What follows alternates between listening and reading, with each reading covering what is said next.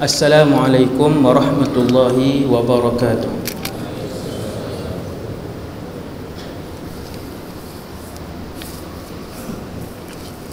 A'udzu billahi minasyaitonir rajim.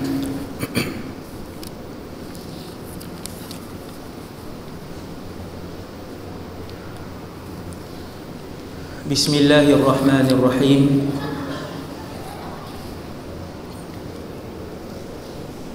Alhamdulillahi rabbil alamin. Wassalatu wassalamu ala asyrafil anbiya'i wal mursalin.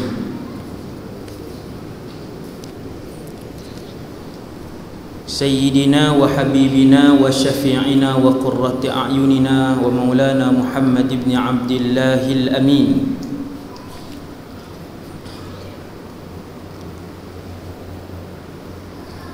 Wa ala alihi wa ashabihi wa man tabi'ahum bi ihsanin ila yaumiddin. Wa la hawla wa la quwwata illa billah al-aliyyil azim. ولا حول ولا قوة إلا بالله العلي العظيم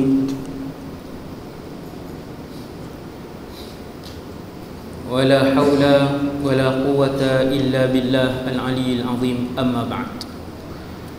Pertama sekali, nawaitul i'tikaf fi hadzal masjid sunnatan lillahi ta'ala. Radina billahi rabba, kami semua redha Allah Tuhan kami.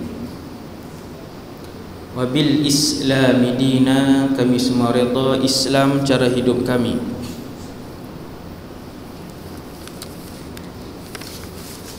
Wabi Muhammadin nabiyyan wa rasula, dan kami juga redha bahawa Muhammad sallallahu alaihi wasallam seorang nabi dan rasul.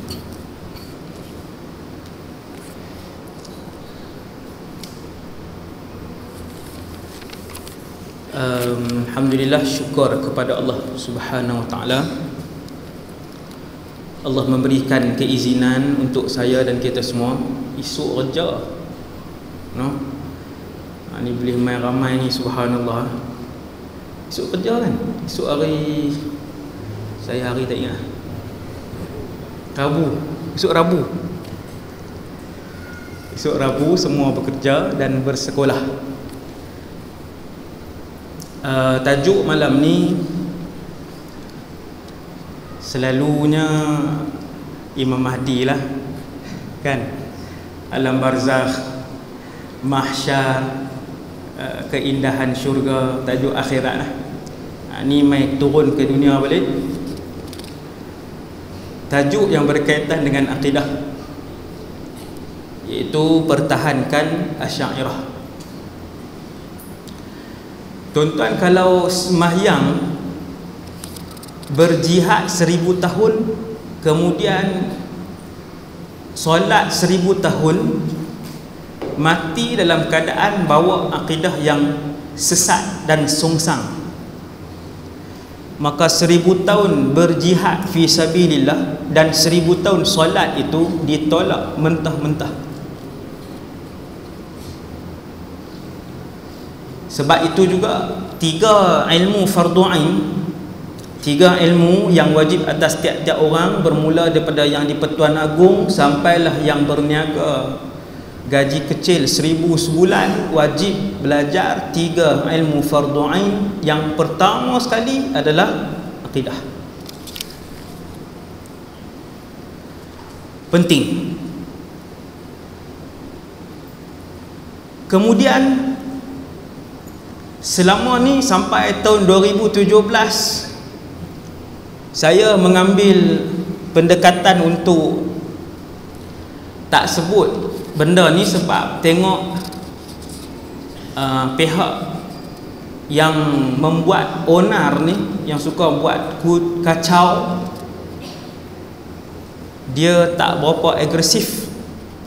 Kemudian bila tengok dia mempertikaikan akidah, pegangan kita, maka saya ambil keputusan untuk dengan izin Allah dengan mengharapkan hidayah daripada Allah Subhanahu Wa Taala untuk bercakap tentang perkara ini, iaitu tentang akidah.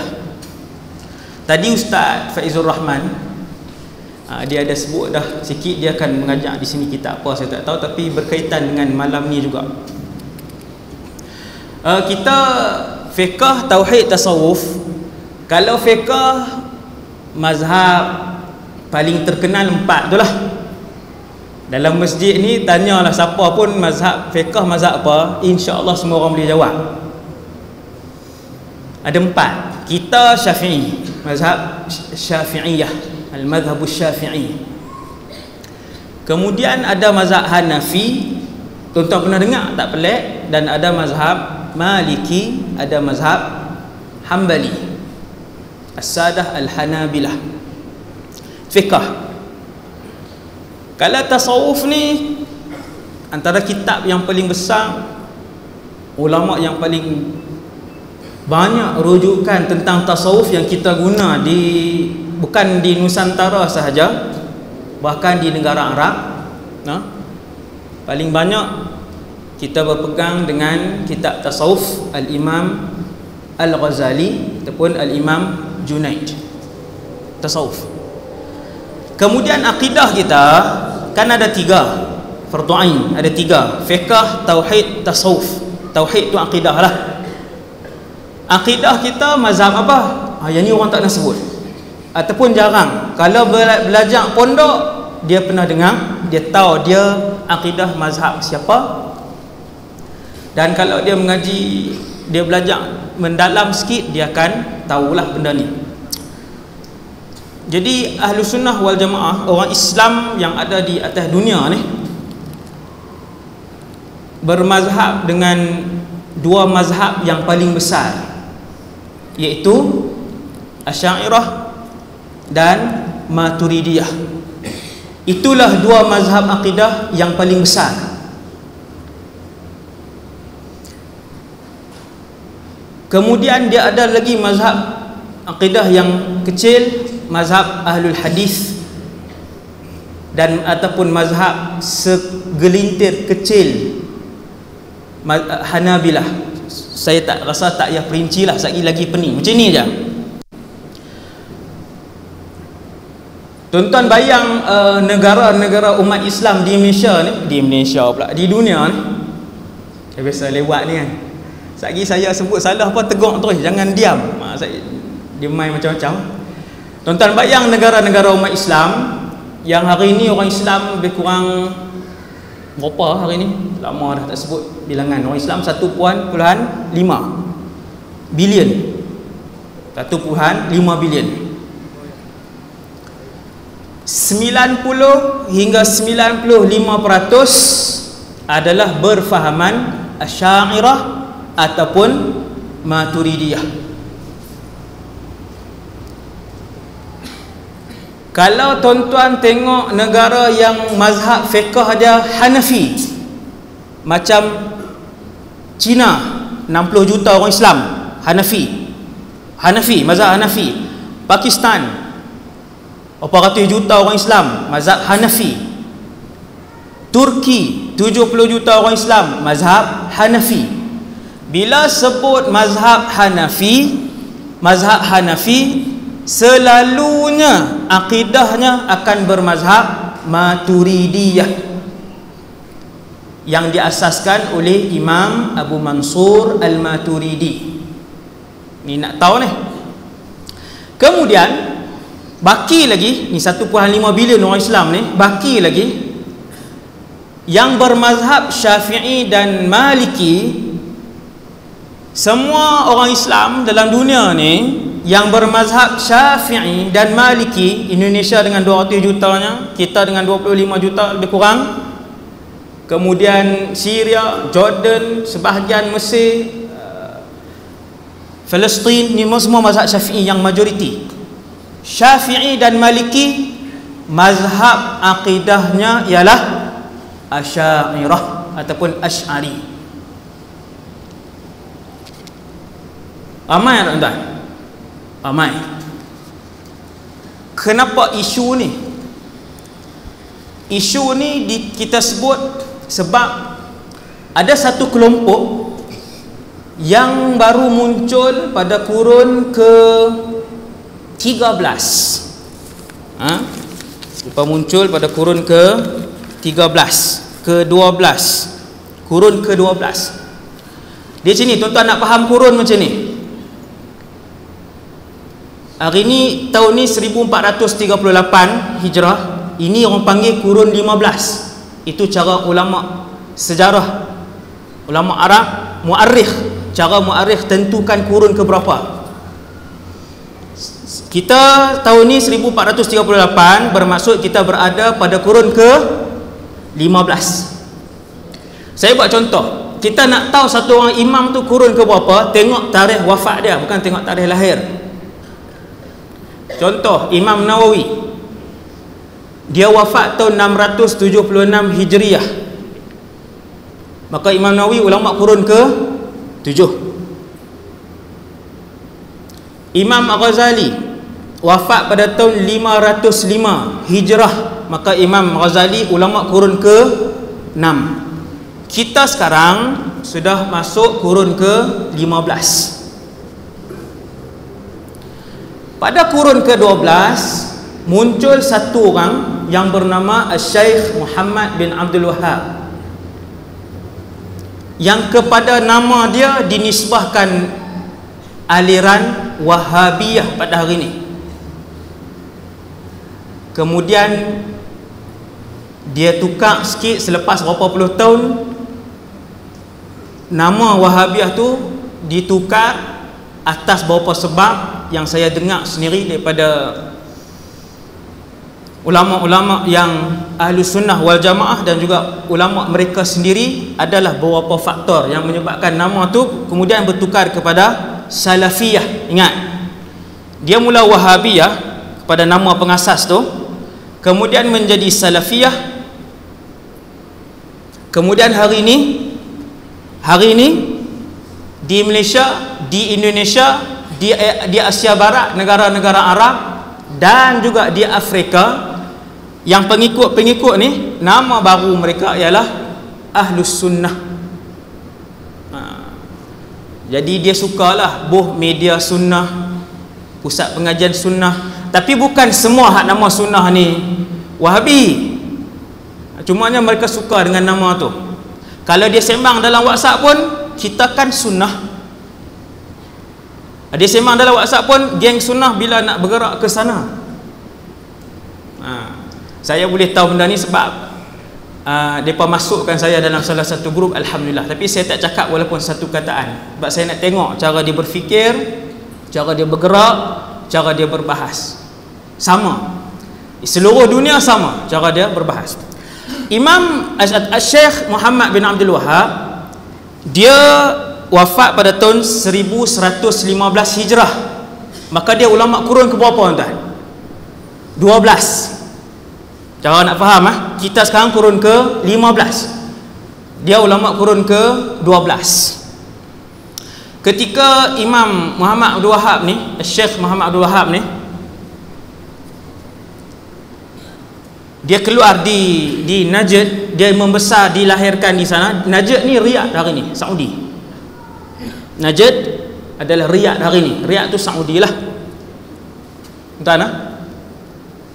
Dia pun membesar, kemudian dia belajar dengan ayah dia sendiri, dan ayah dia seorang qadhi, orang alim bermazhab Hambali. Ayah Syekh Muhammad bin Abdul Wahhab ni nama Abdul Wahhab, nama ayah dia, seorang yang alim, al-qadhi. Dan dia juga ada seorang abang, nama abang kepada Syekh Muhammad bin Abdul Wahhab ni, yang dinisbahkan kepadanya Al-Wahhabiyah, nama abang dia Sulaiman, Al-Syekh Sulaiman, alim juga. Dia pun belajar, kemudian sampai pada satu tahap dia keluar daripada kampung. Yang ni, cerita ni daripada mulut pendukung ataupun ulama-ulama As-Salafiyah sendiri, ulama-ulama yang kita panggil Wahhabiyah ni. Sebab saya mendengar daripada dua-dua belah pihak, berpuluh jam daripada pihak ni dan berpuluh-puluh jam daripada pihak ni. Dua-dua saya dengar. Yang saya cerita kat tuan-tuan daripada Syekh Nuwaf ataupun Syekh Nawaf, spesies kita sebut namanya, bin Muhammad As-Salim. Boleh tengok dalam YouTube tapi bahasa Arab lah. Dia pun belajar Syekh ni, Syekh Muhammad bin Abdul Wahab, yang pengasas kepada Al-Wahabiyah, yang tuan-tuan duk tengok riuh rendah hari ni sekarang ni. Jadi dia pun belajar dengan ayah dia sendiri, belajar dengan tok guru semua. Satu hari dia keluar, kemudian dia membaca buku-buku Imam Ibn Taymiyah. Baca, dia jumpa Syekh tu lah cerita. Sama ada dia baca sendiri ataupun dia belajar, wallahu alam. Syekh tu kata dia mempelajari kandungan buku-buku Imam Ibn Taymiyah. Imam Ibn Taymiyah satu orang yang mujtahid. Ni semua orang kena tahu, dia mujtahid. Ilmu dia sampai ke tahap mujtahid. Dia punya karangan dia ratusan. Karangan Imam Ibn Taymiyah mencecah ratusan, seorang yang alim. 7 tahun saya belajar di Syria, saya tidak pernah mendengar sekalipun ulama-ulama Syam yang mencaci dan menghina Imam Ibn Taymiyah. Tak pernah. Mencaci dan menghina tak pernah. 7 tahun saya belajar. Sebahagian daripada ulama Syam dah belajar tauhid, maka dia akan sebutkan beberapa kesalahan yang dilakukan oleh Imam Ibn Taymiyah yang melanggari ijma'. Ada lebih kurang 60 kesalahan besar, melanggari ijma'. Antaranya ijma' kesepakatan ulama' dalam perkara furu' akidah, dan sebahagian lagi dalam perkara usul iaitu akidah, dan yang sebahagian lagi dalam perkara furu' fiqh. Jadi Imam Ibn Taymiyah ni dia ada satu sudut dalam kehidupan dia, dalam berfatwa dia,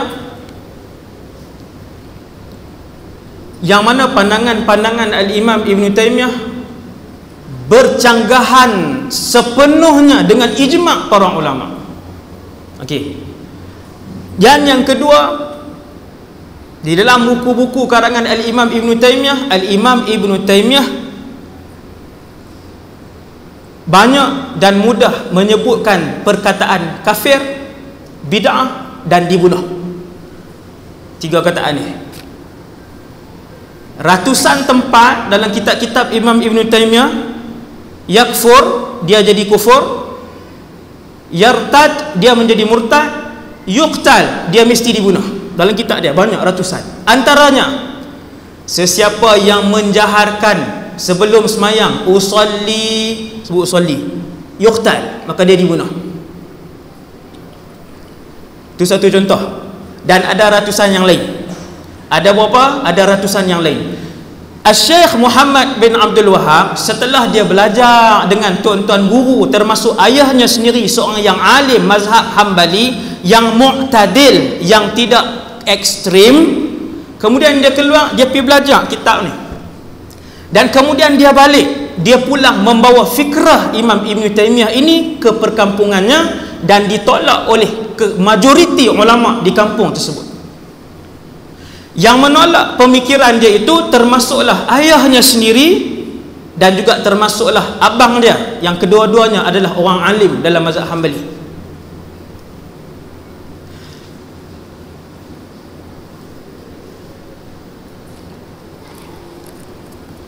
Ada bukti kah abang dia tolak pendapat dia dan tolak keadaan dia macam tu? Majoriti ulama tolak dia, ada bukti. Abang dia Syekh Sulaiman bin Abdul Wahab, abang kepada Syekh Muhammad yang pengasas Wahabi tadi ni, abang dia Syekh Sulaiman karang 2 kitab. Mengarang 2 kitab, kitab tu boleh didapati untuk menyerang kembali pendekatan cara pemikiran baru yang dibawa oleh adik dia. Iaitulah kitab yang pertama, Faslul Khitab fi Radd ala Muhammad ibn Abdul Wahhab. Adik dia sendiri, satu perkataan yang muktamad, Faslul Khitab fi Radd, di dalam menolak ala Muhammad ibn Abdul Wahhab. Abang dia sendiri karang. Bila saya dengar daripada ulama Wahabi sendiri, ulama Wahabiyah Salafiyah sendiri bercakap tentang Syekh Abdul Wahhab, mereka panggil imam. Sebab tu saya kadang saya sebut imam tu, dan saya duk dengar banyak, lebih berpuluhan jam saya dengar untuk adil. Saya nak tengok dia sendiri, syekh-syekh akan sebut ketika itu, ketika Imam Muhammad Abdul Wahhab, kata mereka memanggil dia Imam Mujaddid. Setiap 100 tahun Nabi sebut dalam satu hadis yang sahih, Allah akan menghantar seorang mujaddid. Hebatlah mujaddid ni. Dia ni yang akan membuat memperbaharui urusan agama, menguatkan urusan agama tiap-tiap 100 tahun. Imam As-Suyuti karang satu bait syair, dia himpunkan 10 orang mujaddid ni. Di sisi Wahabiyah Salafiyah, Muhammad bin Abdul Wahhab adalah salah seorang imam mujaddid, besarlah di sisi mereka. Tapi di sisi yang ulama kita, Syekh Muhammad bin Abdul Wahhab adalah seorang yang membawa menghidupkan kembali satu fikrah dan pendekatan yang salah dan sungsang yang pernah dipelopori oleh seorang imam mujtahid, imam besar, iaitu Al-Imam Ibn Taymiyah. Imam Abdul Wahhab dia bawa balik, dihidupkan balik, lalu ditolak. Majoriti ulama ketika tu tolak. Maka ketika saya dengar ceramah Dr. Uthman Al-Khamis, saya sebut nama lah ulama-ulama ni kan, Syekh Nawaf bin Salim ni, dan 5-6 orang lagi yang lain, ramai yang saya dengar, mereka akan sebut, ya, ketika Imam Muhammad bin Abdul Wahhab, mereka sebut, jangan sebut macam tu, ketika Imam Muhammad bin Abdul Wahhab membawa pembaharuan agama, membawa akidah yang benar, dia ditolak oleh majoriti ulama pada ketika itu. Maka kata mereka, perkara ini bukanlah satu aib, kerana para nabi juga ditolak ketika dahulu.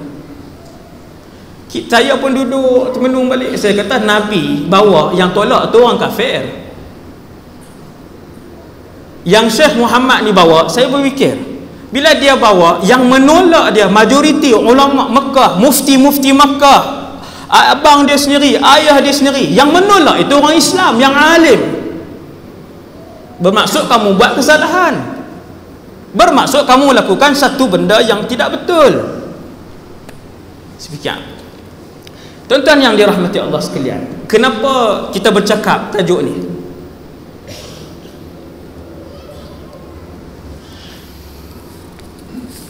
Dalam satu kitab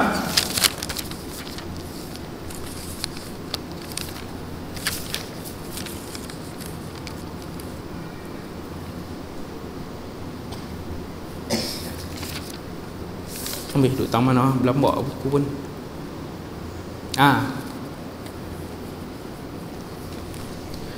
Hari ni mereka mengarang kitab-kitab, lama dah lah, bukan hari ni, dah lama dah. Antara tajuk-tajuk kitab akidah yang dikarang ialah pembatalan akidah Asy'ariyah dan Maturidiyah. Tajuk kitab, tuan-tuan buka mana sahaja laman web Wahabiyah Salafiyah hari ni, laman web akidah, di dalam itu dia akan sebut Ahlus Sunnah wal Jamaah ialah As-Salafiyun ataupun Ahlul Hadis, mereka lah. Dan antara firqah yang munharifah, kumpulan yang tersasar, kumpulan yang dhalah, yang sesat, ditulis ni Asy'ariyah dan Maturidiyah. Ramai tak sesat lah dunia ni? Ramai. Yang masuk syurga sikit je, kumpulan tu je. Tuan-tuan, atas dunia ni 1.5 bilion orang Islam, paling kecil sekali ialah mazhab Hambali. Dia yang paling kecil sekali, hanya 5% dari dalam dunia ni. 5% tu pula hanya sebahagian saja yang berfikiran macam ni, yang berfikiran ekstrim macam ni, yang mengeluarkan Asy'ariyah dan Maturidiyah daripada kumpulan Ahlus Sunnah wal Jamaah. Orang pertama yang mengeluarkan Asy'ariyah daripada Ahlus Sunnah wal Jamaah ialah tokoh yang diambil maklumat tadi ini oleh Imam Syekh Muhammad Abdul Wahab, iaitu Imam Ibnu Taimiyah dalam kitab dia Al-Fatawa. Ada dalam kitab dia Al-Fatawa. Al-Asy'ariyah mereka lah mukhannathi al-Mu'tazilah. Kalau Mu'tazilah tu jantan, Asy'ariyah ni hak betina. Mu'tazilah hak memang sesat tu disebutkan oleh Imam Ibn Taimiyah. Jadi dialah antara orang yang paling awal mengeluarkan Asy'ariyah. Kemudian bila Syekh Muhammad bin Abdul Wahab dia hidupkan kembali fikrah ini, dia juga mengeluarkan Asy'ariyah daripada Ahlus Sunnah wal Jamaah. Ada dalam kitab-kitab dia. Kemudian ulama Wahabiyah Salafiyah sendiri, antaranya dalam kitab syarah kitab Tauhid min Sahih al-Bukhari karangan Syekh Abdullah bin Muhammad Al-Ghaniman, ulama mereka sendiri dia sebut wa qad intasaba ila al-Asy'ari, telah dinisbahkan kepada mazhab Asy'ari kita aktsarul alamil islami, majoriti penduduk di alam di umat Islam, di negara-negara Islam al-yaum hari ini min atba'il madhahibil arba'ah, daripada kalangan pengikut imam yang 4. Begitu juga dalam satu kitab Pembatalan Aqidah Asy'ariyah dan Maturidiyah karangan Khalid Al-Ghamidi, dia kata intisyaru hadzal madhab, berkembangnya mazhab Asy'ariyah ini hatta amma aktsara biladil muslimin, sehinggalah menyeliputi kebanyakan negara orang Islam, hatta la takadu tara hanafiyan illa maturidiyan, sehinggalah kata ulama ni pengarang kitab ni yang bermazhab mereka, dia kata sehinggalah kamu melihat siapa-siapa saja yang bermazhab Hanafi dia mesti Maturidi, dan siapa-siapa sahaja yang bermazhab Syafi'i dan Maliki dia mesti Asy'ari. Dan kemudian menjadilah mazhab Ahlus Sunnah, mereka namakan juga diri mereka Ahlus Sunnah wassalaf, dan mazhab salaf maqsuran inda kathirin min haula, di kalangan mereka ini jadi kumpulan yang sedikit. Yang ni saya bacakan untuk bagi tahu bahawa ulama mereka sendiri yang menyebutkan bahawa kebanyakan dunia Islam hari ini penganut tauhid ataupun pengamal mazhab tauhid, mereka dan kita adalah mazhab Asy'ariyah dan Maturidiyah. Kemudian bermula dengan Syekh Muhammad Abdul Wahab, kemudian kepada syekh-syekh yang seterusnya. Tuan-tuan boleh tengok mana-mana syekh yang berada di Saudi, kebanyakan mereka Syekh Ibn Baz, Syekh Albani, mereka mengeluarkan Asy'ariyah dan Maturidiyah daripada kelompok Ahlus Sunnah wal Jamaah. Kita bila perkara ni berlaku di luar, dulu waktu saya belajar 2001 sampai 2008 di Syria, saya dah tengok dia punya laman web ni. Bila saya tengok laman web ni, laman web Wahabiyah Salafiyah ni, dia tulis Ahlus Sunnah, dia pun tulis Ahlus Sunnah juga. Dia tengok ulama-ulama yang naung tu kita kenal lah. Kemudian dia tulis di situ Ahlus Sunnah wal Jamaah ialah pengikut sekian mereka, dan terkeluar daripada kumpulan itu Ahlus Sunnah adalah Asy'ariyah dan Maturidiyah. Saya pun termenung, saya fikir balik, ramainya yang dikeluarkan daripada kumpulan yang Ahlus Sunnah ni. dan ramainya, betapa ramainya umat Islam hari ini, dalam erti kata lain, yang disesatkan begitu saja oleh kelompok Wahabiyah Salafiyah ni. Bila balik ke Malaysia 2008, saya tengok benda tu tidaklah begitu subur, dia tak ekstrim sangat. Dia duk kacau khutbah, semayang sebelum Jumaat, selawat, dia duk kacau macam tu ya. Dia kacau ibadah orang Islam di Malaysia. Saya buat istilah kacau lah, kacau ibadat orang Islam. Kemudian masuk 2013, saya berulang alik juga kadang-kala ke negeri Perlis. Kita tengok dia punya banner dia. Sekali kita lalu naik satu banner, bahaya hadis dhaif dan hadis palsu. Banner ceramah, tajuk ceramah, bahaya hadis dhaif dan hadis palsu. Tengok penceramah, kita tahulah senarai 16 orang tu lah, salah seorang lah, no? Yang faham senaraikan, yang Johor senaraikan 90% tu betul lah tu. Tengok tajuk ceramah, tengok penceramah tu, hadis dhaif bahaya. Bila baca tajuk tu, dia jadi macam tak berapa masuk dengan apa yang kita belajar dulu. Bukanlah kesemua hadis dhaif itu ditolak mentah-mentah, tetapi inilah yang diserap, diterap dan telah pun difahami kebanyakan pengikut baru dan tegar hak baru-baru tu belajar Wahabi Salafi ni. Maka mereka bila mai satu isu, ada hadis sahih, bagus soalan, ada hadis sahih. Tapi bila hadis-hadis dhaif berhimpun turuq dia dan kemudian menjadi hasan li ghairihi, maka dia boleh menjadi hujjah ataupun adillah dalam hukum fiqh.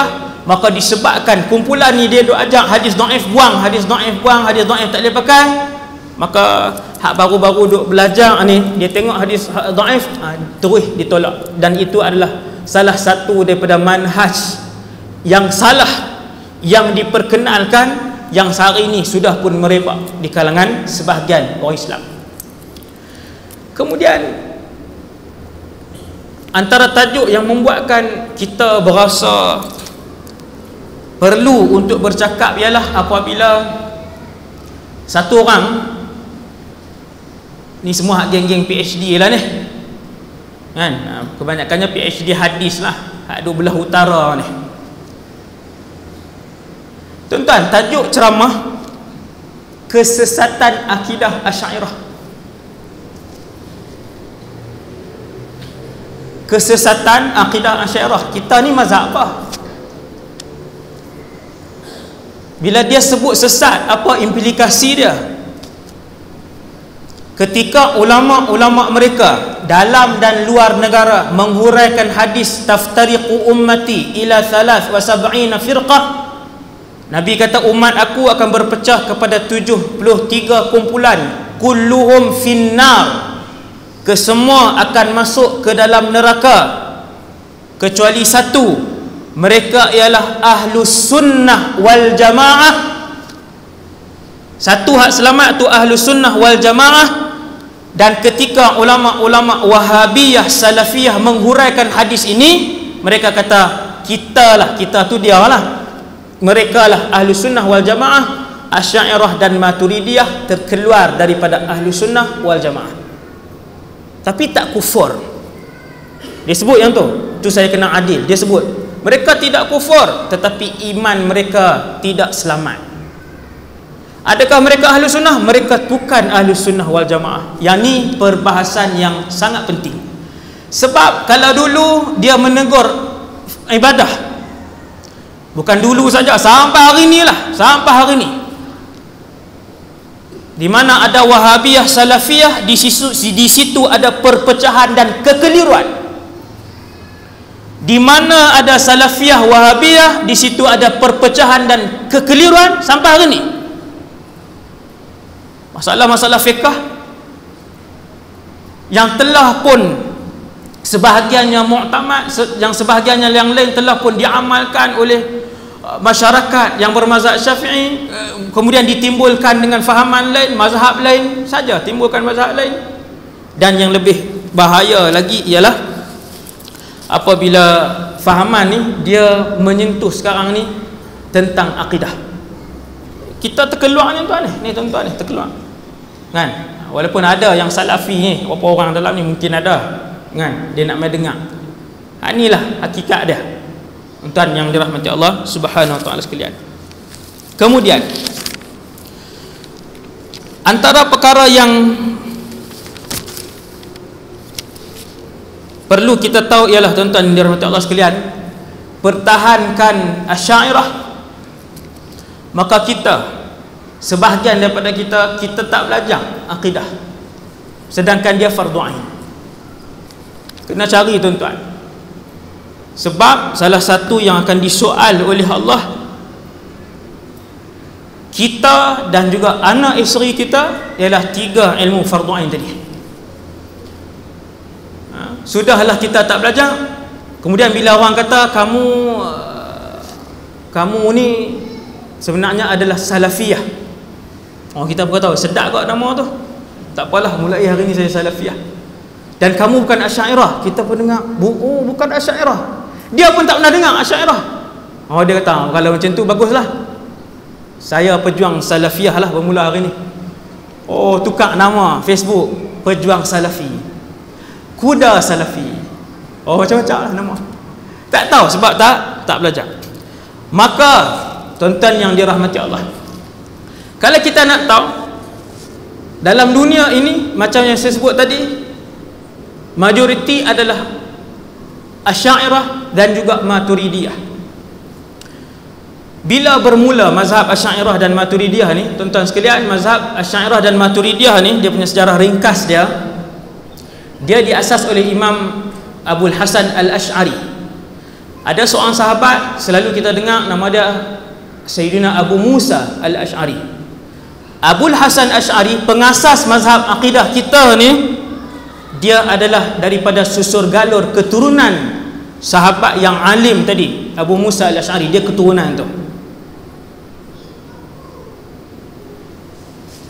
Orang kata, Ustaz, mazhab Asy'ariyah ni tak ada pun zaman Nabi, tak ada zaman sahabat, tak ada zaman tabi'in, tak ada zaman tabi'in, tak ada. Nabi puji umat dia, Nabi kata umat aku yang terbaik 3 kurun yang pertama. Tadi kita belajar dah pasal kurun. Apabila Nabi sebut dalam satu hadis yang sahih, khairun nasi qarni thumma alladhina yalunahum thumma alladhina yalunahum, hadis ni sahih. Sebaik-baik manusia adalah mereka yang hidup pada zaman aku, di kalangan umat aku, sahabat. Thumma alladhina yalunahum tabi'in, thumma alladhina yalunahum tabi'in. Mereka berpegang dengan mereka, ataupun mereka ni digelar sebagai salaf. Kemudian Imam Abu Hasan Asy'ari ni, tuan-tuan yang dirahmati Allah sekalian, Imam Abu Hasan Asy'ari muncul, dia wafat pada tahun 324 Hijrah. Maka dia ulama kurun yang ke-4. 324, dekat ke jauh dengan zaman salaf tuan-tuan? Dekat. Umat Nabi Muhammad sampai malam ni dah masuk kurun ke-15. Nabi puji kurun pertama, kurun kedua, kurun ketiga, Nabi puji ini kurun yang terbaik. Iman mereka terbaik, akidah mereka terbaik, ibadah mereka terbaik. Pengasas mazhab Asy'ariyah, dia hidup pada kurun yang ke-4, 324 dia wafat. Bahkan dia hidup pada zaman yang tahun salaf tu, tahun 200 lebih dia hidup pada zaman tu. Sebab tu sebahagian sebut dia salaf, dan sebahagian sebut dia dah keluar daripada situ sikit. Tuan-tuan sekalian, ketika Mu'tazilah zaman tu, kurun ketiga keempat ni, Mu'tazilah menjadi mazhab negara. Memang ketika itu ada pemerintahan Islam, khalifah. Mazhab akidah dia adalah Mu'tazilah, yang memang sesat. Maka ulama Mu'tazilah ramai, beasiswa diberikan kepada mereka yang belajar mazhab Mu'tazilah, sekolah-sekolah Mu'tazilah, sekolah agama, universiti Mu'tazilah banyak. Ulama Ahlus Sunnah ni kurang, tak, dia jadi kurang bercakap, tak boleh nak berhujah, sehinggalah muncul, saya ringkaskan, Imam Abu Hasan Asy'ari ni dia mengkaji balik, dia asalnya mazhab Mu'tazilah juga, kemudian dia bertaubat. Dia mengiklankan taubatnya di sebuah masjid dengan jelas kepada semua orang. Dia kata, saya berlepas daripada mazhab i'tizal dan saya mula memperjuangkan mazhab baru ni, mazhab khalaf. Ketika itu, kata para ulama, ketika Imam Abul Hasan Asy'ari mula bercakap mewakili Ahlus Sunnah wal Jamaah, ulama-ulama lain mula bersemangat, mula boleh melantun dan membalas hujah dengan ulama Mu'tazilah. Hebatlah pengasas ni, pengasas mazhab ni, seorang yang sangat hebat ni. Dia asaskan mazhab Asy'ariyah ni. Bermula daripada situ, tuan-tuan yang dirahmati Allah sekalian,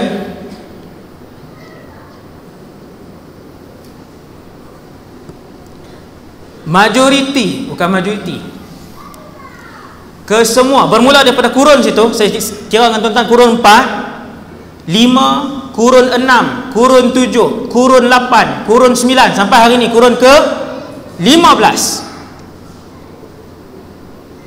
Kesemua ulama-ulama pada setiap 100 kurun, ulama daripada mazhab Malikiyah, ulama daripada mazhab Syafi'iyah, ulama daripada mazhab Hanafiyah, mazhab Hanafi, kesemuanya bermazhabkan Asy'ariyah ataupun Maturidiyah.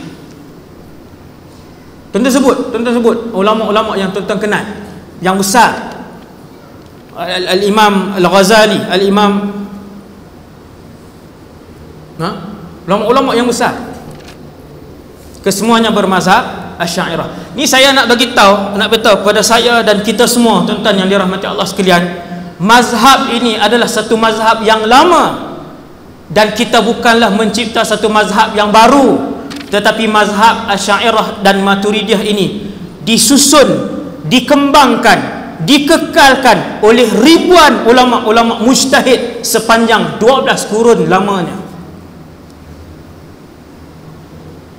Tuan-tuan, setiap 100 tahun ada ulama-ulama hadis yang besar yang boleh kita sebut imam kepada ulama hadis. Macam inilah ulama hadis ni, macam Imam Bukhari, Imam Muslim, Imam Ibnu Majah, Imam An-Nasai, Imam Ibnu Khuzaimah, Imam Al-Hakim, Imam Al-Khatib Al-Baghdadi, imam hadis yang besar ni, tuan-tuan yang dirahmati Allah SWT sekalian, lebih daripada separuh imam-imam hadis ini adalah bermazhab Syafi'i.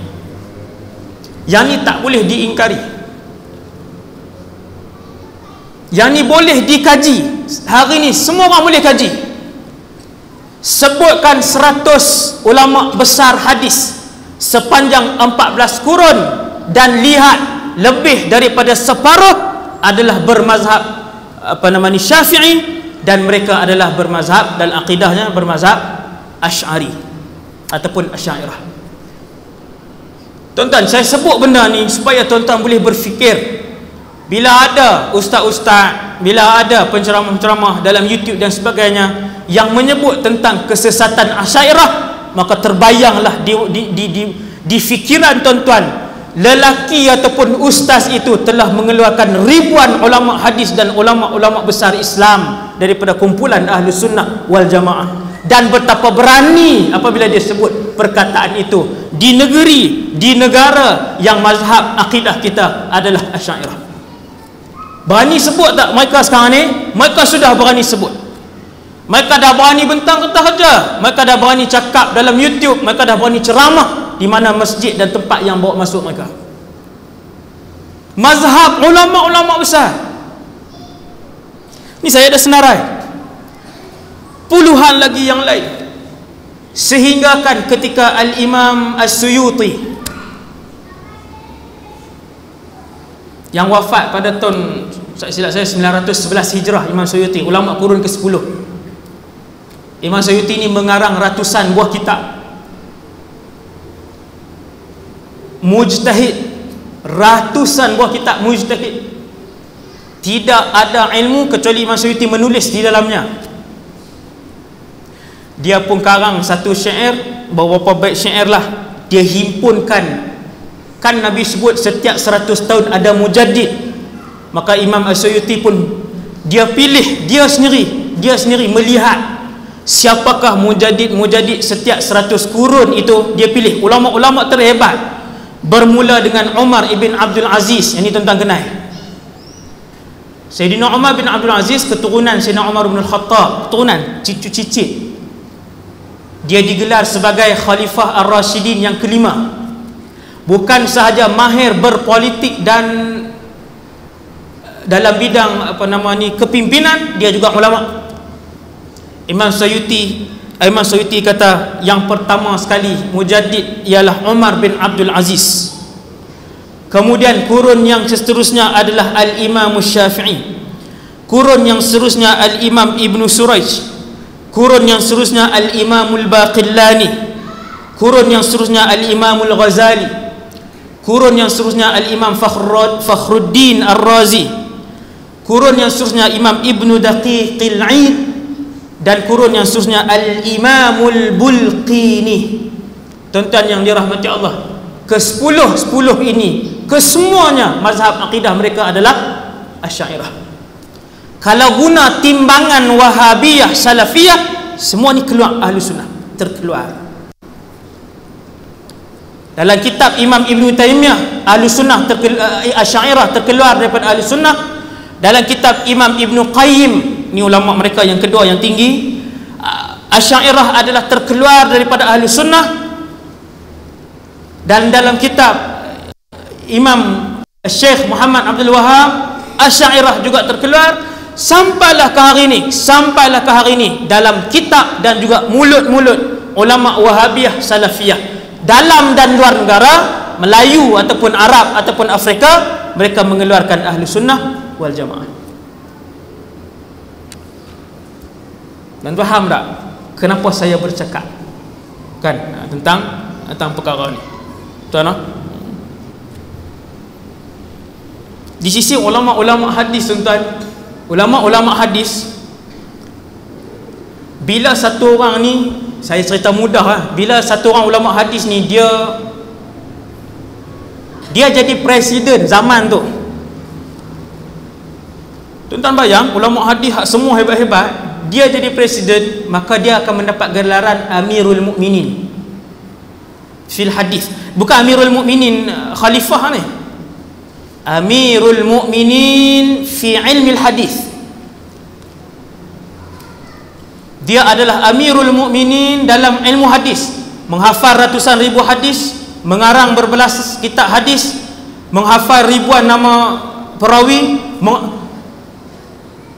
Amirul Mukminin fil hadis. Tuan-tuan yang dirahmati Allah sekalian, hampir kesemuanya bermazhab Asy'ariyah, Asy'ari.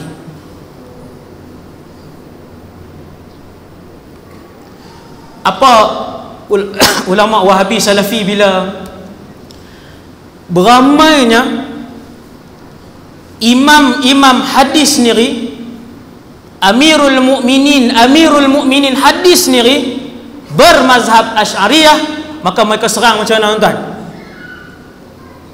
Dia buat keluar buku di Saudi lah, banyaknya buku. Kemudian tuan-tuan akan tengok buku tu diterjemahkan di Indonesia, diterjemahkan di negara Afrika, sama aja, rentak dia sama. Di Malaysia, apa dia terjemahkan? Dia buat satu buku, maka buat satu seminar. Imam Abu Hasan Al-Asy'ari keluar daripada mazhab khalaf. Dia sendiri tak jawatan pula dah.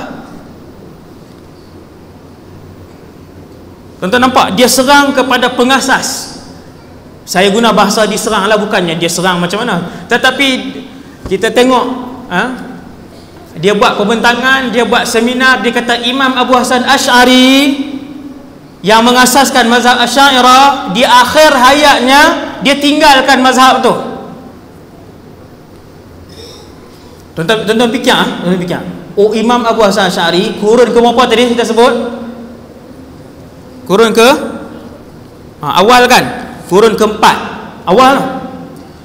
Kemudian kurun ke-5, kurun ke-6 ada Imam Ghazali, ada Imam Nawawi, ada Imam Khatib Al-Baghdadi, ada Imam Ibn Hajar, ada Imam Ibn Katsir, ada Imam Baihaqi, ada Imam Al-Haythami, ada Imam Daraqutni. Ni yang kurun 4, 5, 6, 7, 8 yang berapa kurun ni. Apabila hari ni Wahabiyah, Salafiyah bagi tahu kepada kita seolah-olah nak ajak benda baru kat kita, sebenarnya imam kalian pun bertaubat daripada mazhab tu, dan mereka dia sendiri berundur daripada mazhab yang kedua dalam kehidupan dia.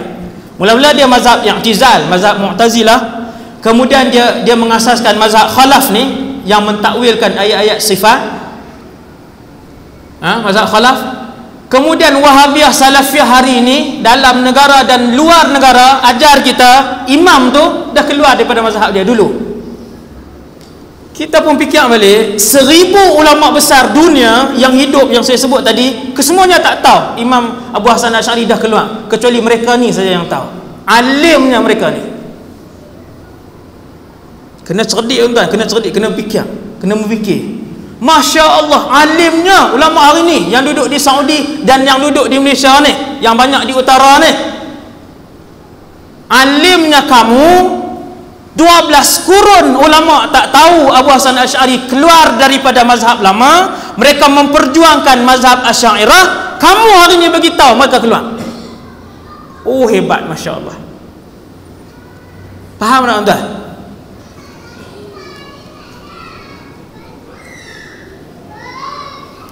Sampailah hari ni, sampailah hari ni, ulama-ulama mereka masih menyebutkan perkara yang sama. Kemudian ada 2 orang imam hadis tuan-tuan. Ada 2 orang imam hadis. Mazhab Syafi'i 2 orang. Iaitulah Al-Imam Nawawi, ulama kurun ke-7, dan juga Al-Imam seorang lagi Ibn Hajar Al-Asqalani. Tuan-tuan sekalian, selepas Al-Quran, kitab yang paling agung sekali di sisi ulama, sisi kita lah, Ahlussunnah wal Jamaah, termasuk Wahabiyah, Salafiyah, kitab yang paling suci sekali apa dia tuan-tuan selepas Quran? Yang pertama Sahih Bukhari, yang kedua Sahih Muslim. Sahih Bukhari duduk nombor 2, Sahih Muslim duduk nombor 3 dari sudut kitab yang paling suci. Tuan-tuan sekalian, pengarang terbaik,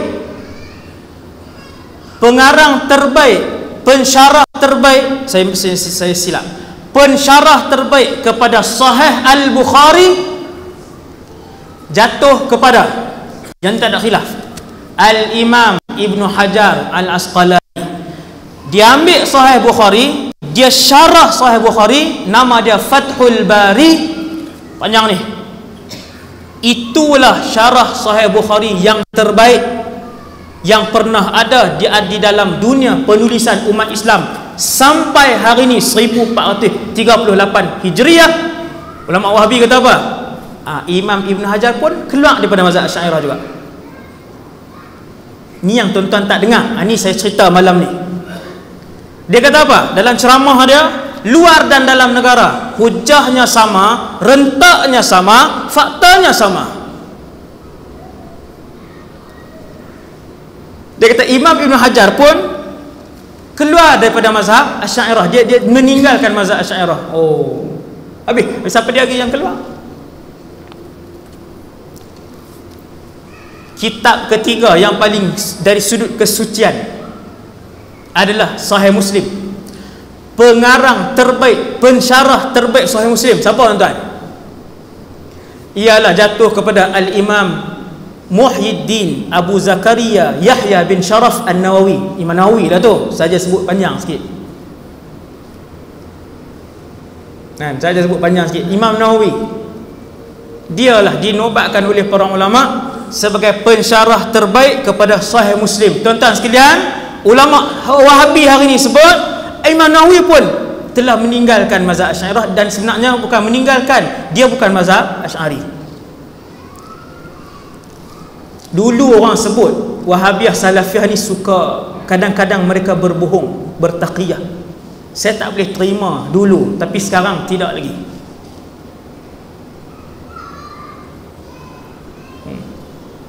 Ada yang tengok ni kan? Dulu bila orang sebut, orang yang ekstrim lah, yang ahli sunnah yang ekstrim sebutkan, jaga-jaga Ustaz, Salafiyah ni dia suka banyak ni. Tapi sekarang bila dah tengok perkembangan dia, kita jadi risau. Jadi benda tu merisaukan. Tuan-tuan yang dirahmati Allah sekalian, antara perbezaan besar, yang ni last lah, cukup lah 10-20 lah, 10 minit ni, selingan je.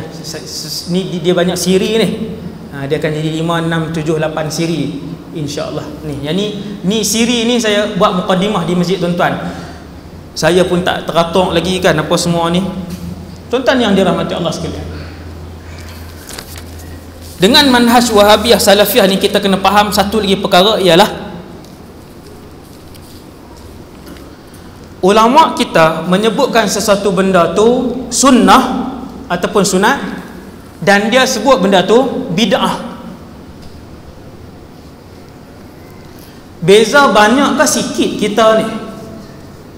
Ini soalan dia. Ini memang cakap Kedah pure terus ya.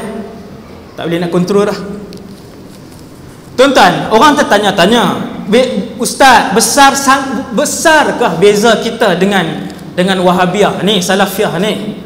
Kita bukan nak berperang, kita bukan nak bermusuh, tetapi ketika mana kita menunjukkan sesuatu tempat itu syurga, ulama-ulama dia kata itulah neraka. Beza ke tak beza? Beza lah tuan-tuan. Itu saya sebut dia punya ending dia. Ketika mana ulama kita mengatakan bahawa majlis memperingati Maulidur Rasul itu boleh mendapat pahala di dalamnya, ulama dia kata itu bid'ah yang keji. Ulama kita kata yang tu dapat pahala, ulama dia kata itu dapat dosa. Bermaksud ketika ulama kita menunjukkan itulah jalan untuk ke syurga, ulama dia kata itulah neraka. Ini yang terjadi apabila tidak ada persefahaman, apabila tidak berlapang dada dalam soal khilafiyah, soal perbezaan pendapat. Dia tak berlapang dada. Berbeza dengan aku, itu bid'ah. Itu bukan masalah khilafiyah. Baik. 1400 tahun, 1200 tahun ulama berbeza pendapat, menghormati di antara satu sama lain. Tak ada masalah. Al-Imam Syafi'i waktu solat berdekatan dengan maqam Imam Abu Hanifah mayang subuh, Imam Syafi'i tidak melakukan qunut. Dia kata kerana menghormati tuan kepada maqam ini. Benda khilaf. Tetapi apabila khilaf, perkara-perkara yang khilafiyah disebutkan oleh ulama Wahabiyah Salafiyah sebagai mungkar, bid'ah yang keji, bermaksud yang ini perbezaan yang ketara, perbezaan yang berat. Macam mana nak berlapang dada? Apabila ulama kami tunjuk ini jalan syurga, ulama kalian kata itulah jalan ke neraka.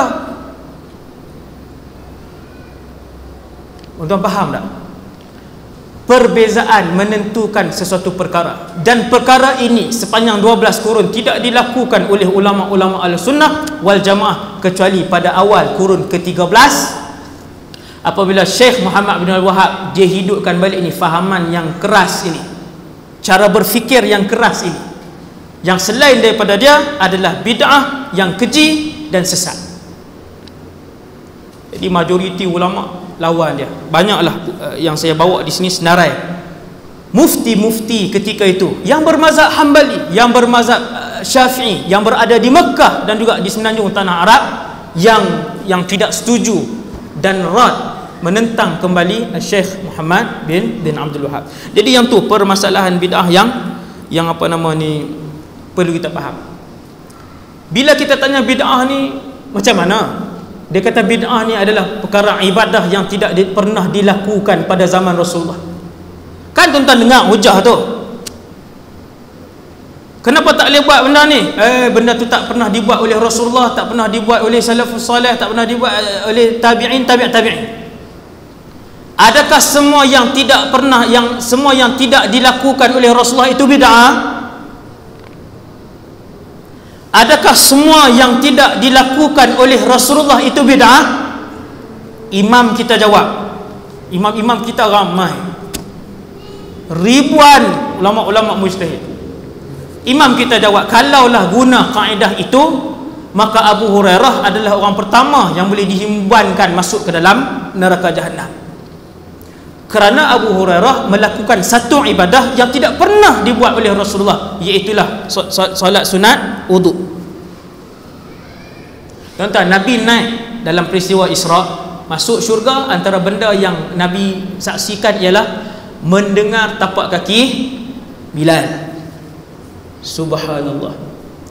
Bila Nabi turun, Nabi kata, la as'alanna Bilal, aku akan tanya Bilal apa yang dia buat sampai macam tu sekali Allah memuliakan dia. Tuan-tuan kena faham, Sayyidina Bilal semayang 5 waktu, solat 5 waktu, puasa Ramadan tak tinggal, semua dia buat. Cuma Nabi nak tahu apa ni, apa yang unik yang Bilal buat. Bila panggil Bilal, Bilal kata, setiap kali aku berwuduk ataupun mandi, aku tidak akan tinggalkan solat sunat 2 rakaat. Dan solat sunat wuduk itu tidak pernah diajarkan oleh Rasulullah sallallahu alaihi wasallam. Nabi tak nak ajar. Yang kedua,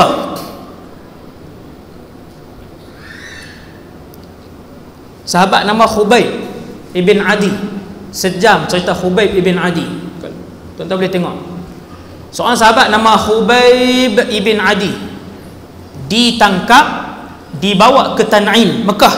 Dululah, zaman dulu, dibawa ke Tan'im, dihimpunkan semua orang Mekah untuk disaksikan pembunuhan balas dendam ke atas Khubayb ibn Adi radhiyallahu anhu asy-syahid.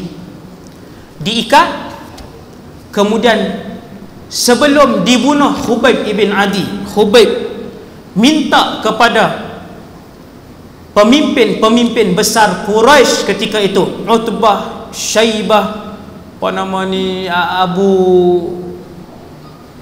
Abu Jahal, kalau tak silap saya lah, saya takut ada yang dah mati waktu tu. Tuan-tuan sekalian, dia minta izin daripada pemimpin sahabat ni, dia minta izin untuk solat sunat 2 rakaat sebelum dihukumkan mati. Dia pun semayang 2 rakaat, kemudian dia pun dibunuh, dipotong anggota badannya satu persatu, potong tangan. Dan dialah, kata para sahabat, manusia pertama di kalangan umat Rasulullah yang melakukan solat sunat 2 rakaat sebelum dibunuh dan tidak pernah diajar oleh Rasulullah. Bid'ah ke tidak? Nabi tak nak ajar, sahabat buat.